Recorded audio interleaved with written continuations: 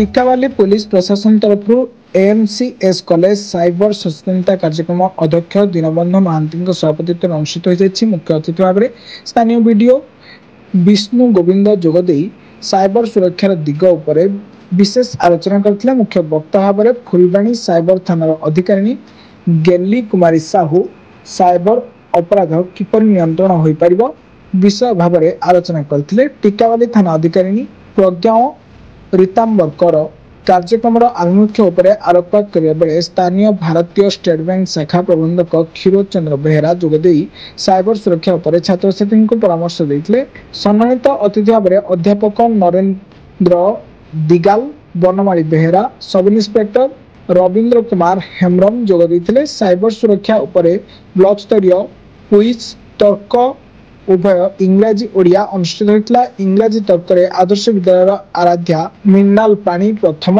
सेवा इंग्राजी विद्यालय महेश कुमार प्रधान द्वितीय टिकावाली कॉलेज अभिलिप्सा दिगाल तृतीय सेपरी ओडिया तर्क कईझर उच्च विद्यालय छात्री राजलक्ष्मी मल्लिक प्रथम टिकावाली कॉलेज मौसुमी आचार्य द्वितीय टिकावाली सरकारी उच्च विद्यालय सुहानी दिगाल तृतीय स्थान अधिकार करथिले।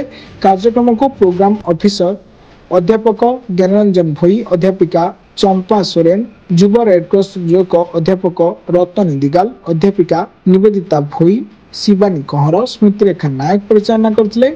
विचारक भाव में भंजनगर सावित्री महाविद्यालय अध्यापक सुरेश सामल टिकावाली कॉलेज नगेंद्र दिगाल बनमाली बेहेरा कार्य तुलाई।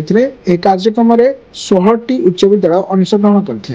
कंधमाल रमेश पन्ना रिपोर्ट ब्लैक न्यूज ओडिया।